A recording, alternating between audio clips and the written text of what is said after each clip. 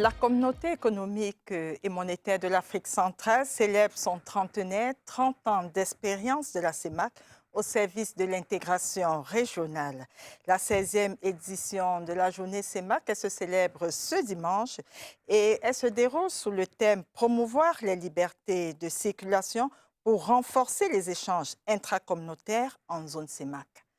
Bienvenue à cet entretien spécial consacré aux 30 ans de la CEMAC, une étape clé dans le processus d'intégration régionale en Afrique centrale. 3 décennies après sa création, où en sommes-nous? Quels projets ont été réalisés? Quels défis restent à relever?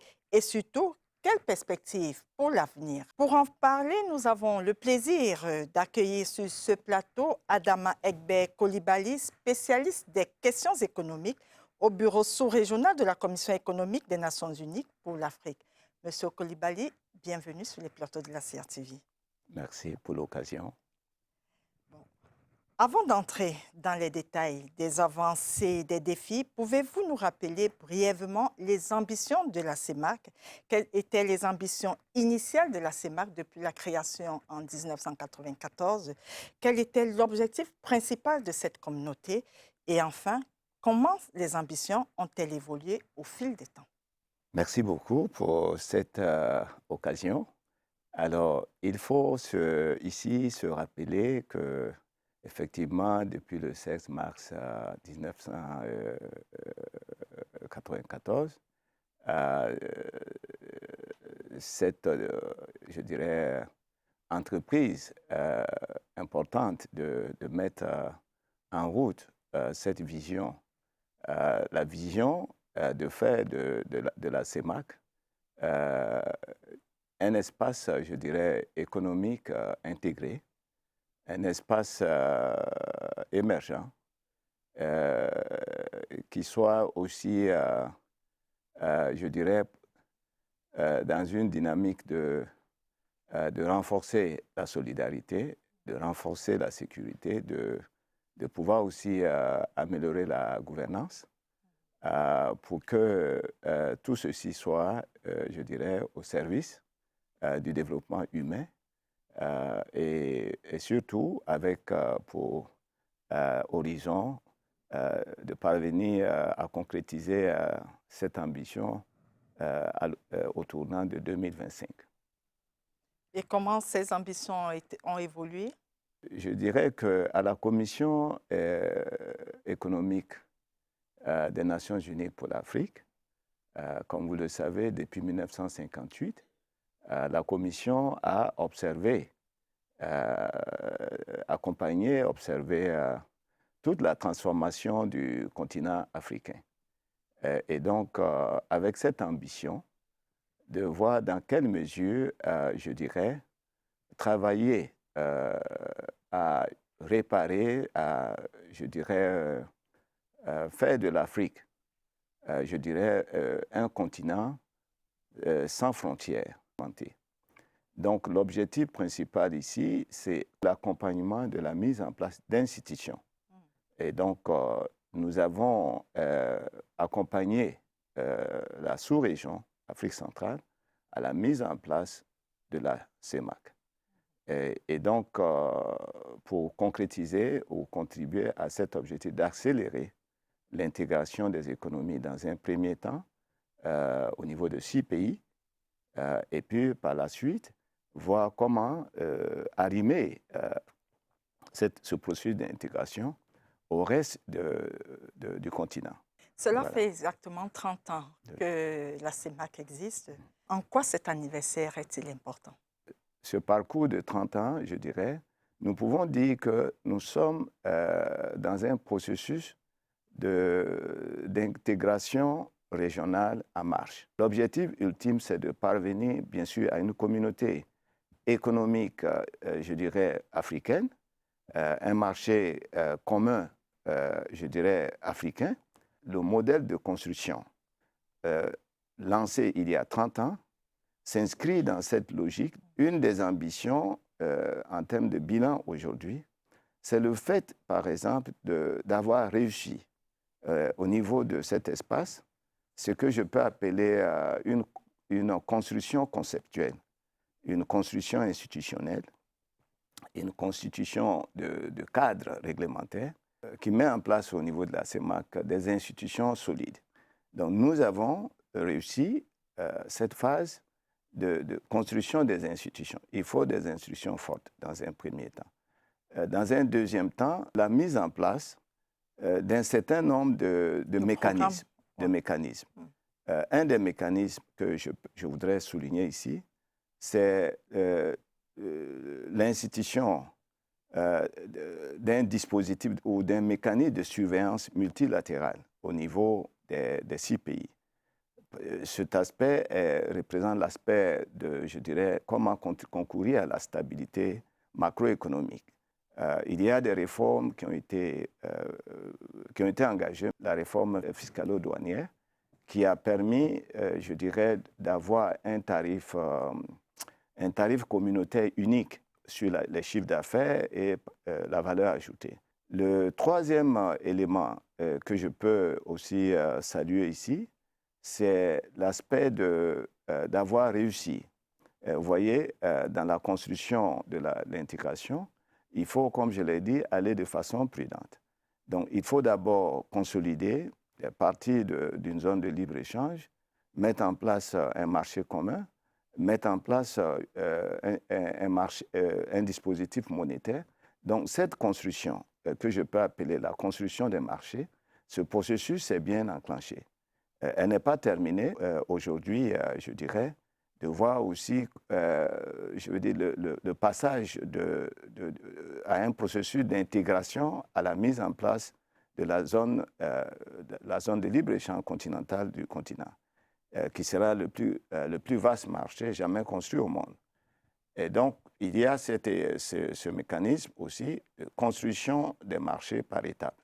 Donc, je pense que c'est un acquis.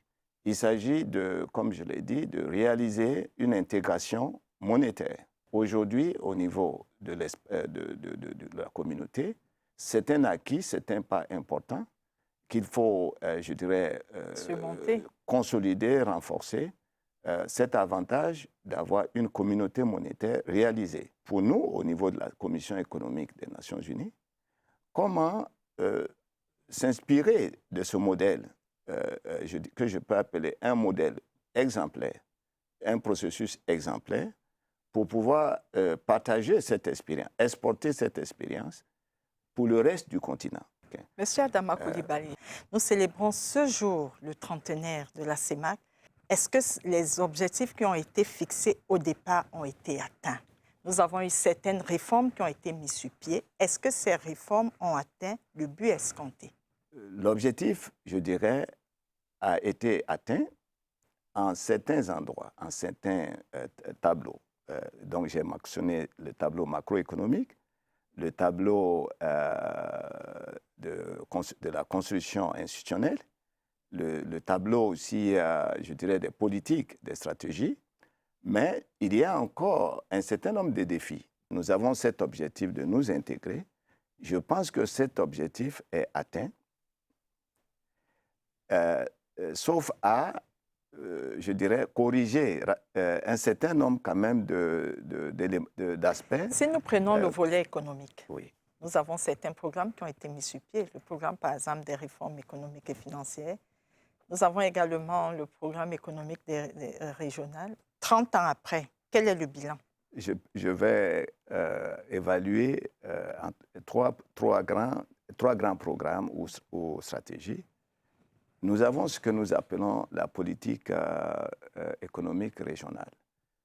Alors, au niveau de la politique économique régionale qui a été mise en place depuis 2010, donc cette politique, je dirais, a été effectivement lancée, bien lancée et opérationnalisée, exécutée déjà en 3 étapes sur 15 ans. La communauté des 6 pays est parvenue à, je dirais, à stabiliser la partie macroéconomique, stabiliser l'inflation, stabiliser les performances, le tableau de la politique des taux de change. Donc, je dirais, tout ce qui concerne la partie agrégat macroéconomique, je pourrais dire qu'à 15 ans, nous avons aujourd'hui la maîtrise de cette partie macroéconomique. Il y a encore beaucoup à faire pour ce qui est de la diversification économique des 6 pays de la CEMAC. Il reste beaucoup à faire en matière de transformation structurelle des 6 économies pour faire en sorte que ces économies soient beaucoup plus tirées par le secteur manufacturier. Nous avons encore beaucoup à faire en termes de réforme. La preuve CEMAC, ça a été un programme de réforme mis en place en 2017 comme un peu une stratégie de sortie de crise. Donc ça, ce n'est pas encore réglé. Monsieur Coulibaly, nous avons quand même vu que nous avons quand même quelques succès. Nous avons vu le programme des réformes économiques et financières qui est en marche. Vous n'allez pas nous dire qu'il n'y a pas de succès de ce côté-là. Nous voyons des avancées. La première tranche qui est le programme économique régional, je pense que cela avait été bien lancé. Donc, 2017-2021, ça a été une période où il fallait engager des réformes. Ces réformes ont été bien engagées. Le PREV CEMAC a pu être conduit jusqu'à aujourd'hui. Mais nous venons maintenant à une phase après 15 ans de programme économique, après 30 ans de processus de construction. Le bilan est que le volet de diversifier, le volet de rendre, la machine, l'économie, faire en sorte que nous ayons une économie régionale aujourd'hui diversifiée. Nous n'avons pas encore réussi à diversifier l'économie. Nous n'avons pas aussi réussi à transformer, la structure de l'économie. Donc, ce chantier, je peux dire aujourd'hui que nous sommes à une étape de bilan, mais nous avons encore une décennie, peut-être, de la dernière chance pour pouvoir véritablement atteindre l'objectif de diversifier l'économie régionale.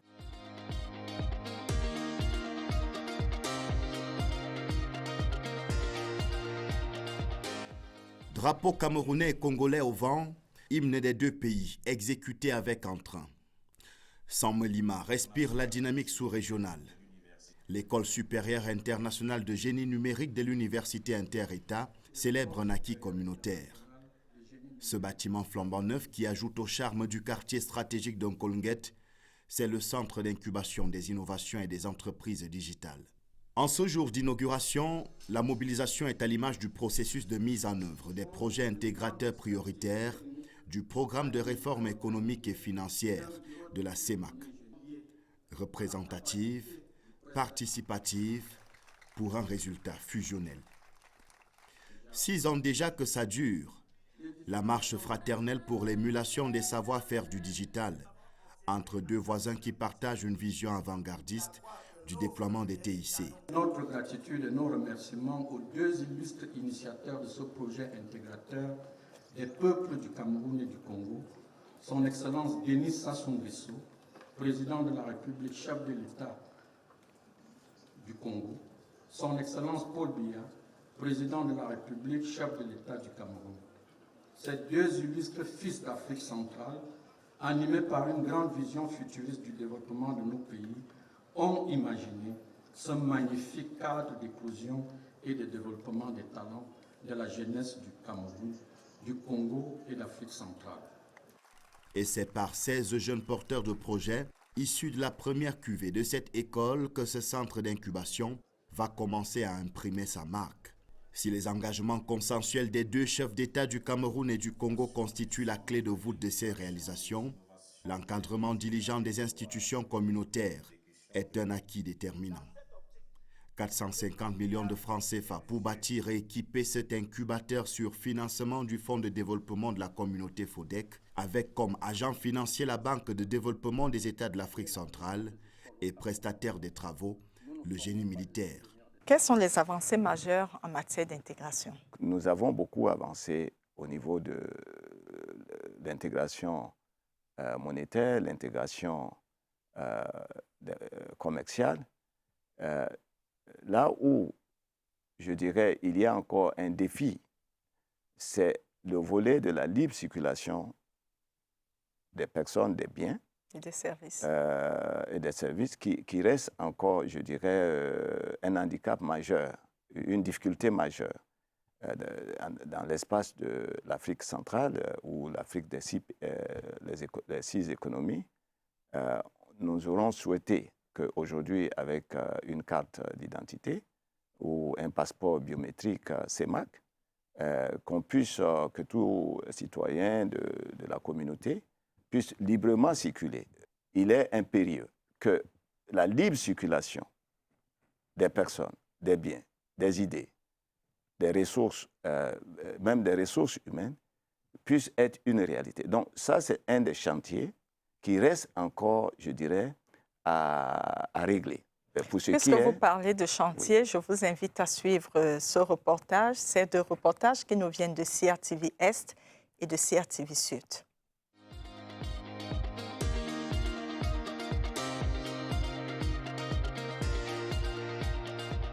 Encore appelée zone des 3 frontières, Kiossi est une ville émergente coincée entre le Cameroun, le Gabon et la Guinée équatoriale.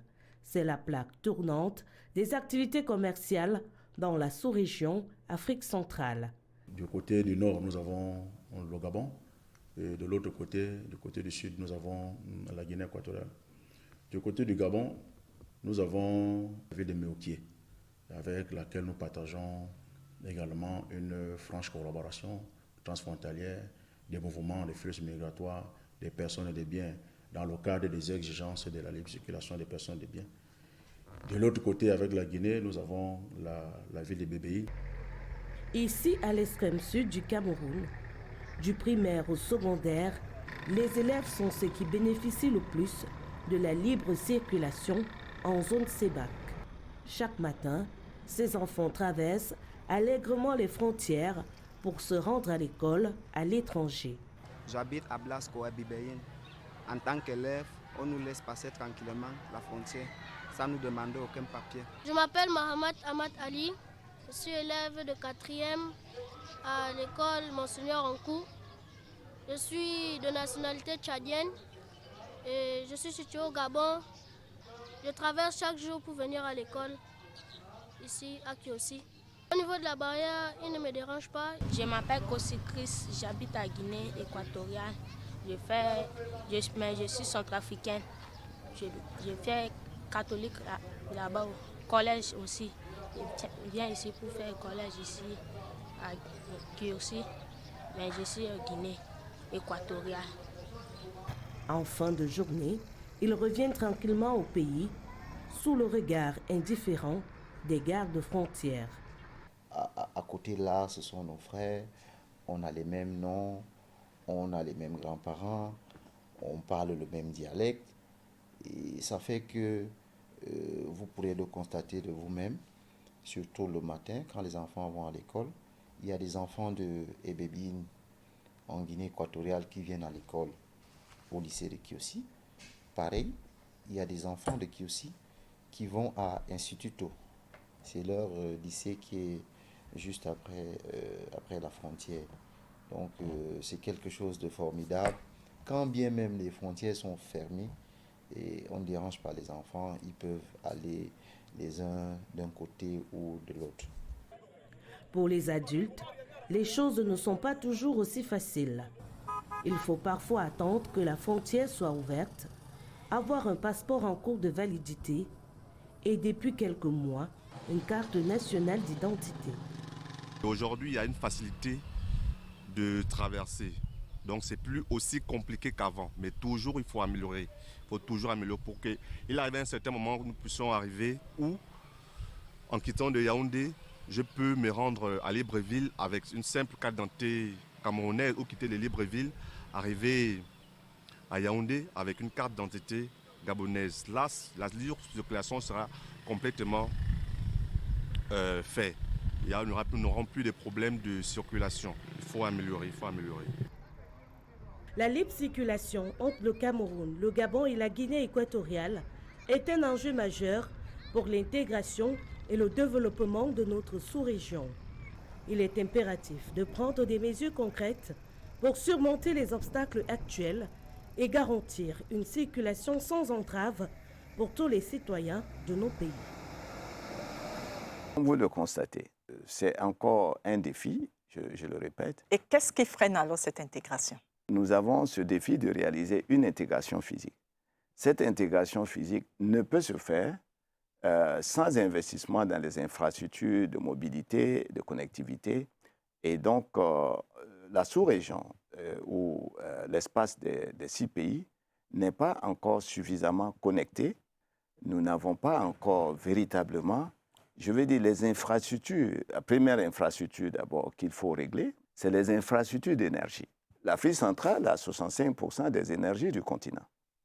Mais l'Afrique centrale est la région qui n'a pas d'électricité ou de connexion, même Internet. Oui, de connexion. Je voudrais profiter ici pour quand même souligner que des efforts ont été faits.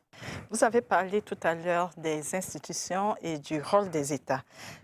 Que doivent faire ces institutions pour renforcer l'intégration? L'architecture institutionnelle de la CEMAC est un modèle solide que je peux dire qu'il faut même exporter. Donc l'architecture institutionnelle, le cadre conceptuel, le cadre institutionnel, le cadre réglementaire est un modèle. Nous avons besoin de transposer cela au niveau, par exemple, de l'Union africaine. Après 30 ans de parcours, seulement ce qu'il manque, c'est le volet de la mise en œuvre. C'est à ce niveau que l'agenda des réformes, je dirais, pour les 10 prochaines années, doit être accéléré. En 20 ans, 25 ans, pour parvenir un peu à ce que je peux appeler une maturité au niveau des programmes économiques, il faut faire en sorte qu'on mette l'accent sur la mise en œuvre des politiques, des stratégies, mise en œuvre effective des instruments. Un des instruments clés qui n'est pas suffisamment concrétisé ou mis en œuvre, c'est la TCI. Je prends l'exemple de la taxe communautaire d'intégration. Cette taxe communautaire d'intégration est un instrument qui devait nous permettre, lorsqu'elle est, je dirais, effectivement mise en place, mise en œuvre, que les revenus, les recettes, par exemple, tirées de cet instrument, soient effectivement transposées au niveau de la communauté, pour que la communauté ait les moyens de sa politique. Cette problématique de gouvernance n'est pas réglée. La gouvernance économique ici, c'est lorsqu'on met en place des instruments comme la TCI, il faudrait que ces instruments soient opératoires. Ce n'est pas encore le cas. Donc, nous avons le fait d'être ensemble, de marcher ensemble pour parvenir à une étape intermédiaire du processus est un progrès. Il faut une forte volonté politique pour qu'aujourd'hui, la CEMAC soit équipée, soit effectivement dotée de moyens financiers pour pouvoir mettre en œuvre les grandes politiques ou les grandes stratégies. Une des grandes stratégies actuellement, c'est la stratégie d'import-substitution qui veut que nous rédigeons les importations et nous boostons les exportations. Nous arrivons pratiquement au thème de notre entretien. Quel est le message que vous pouvez lancer aux décideurs et voire même aux citoyens lambda de la CEMAC? Le défi qui reste aujourd'hui, c'est beaucoup plus un défi de transformation structurelle. Donc, dans les 10 prochaines années, les populations, je veux parler ici d'environ 70 millions de populations, que cette population peut rêver aujourd'hui, doit être fière d'avoir des institutions solides, je dirais une communauté solide, une union économique en place pour pouvoir conduire ce processus de diversification économique réussi des 6 économies. Il faut croire à il faut rêver. Nous rêvons et nous croyons. Et si nous avons un mot à retenir, c'est le défi de la transformation structurelle qu'il faut mener actuellement. Exactement. Merci beaucoup, M. Adama Egbe Coulibaly, d'avoir accepté de répondre aux questions de la CRTV. C'est moi qui vous remercie pour l'opportunité.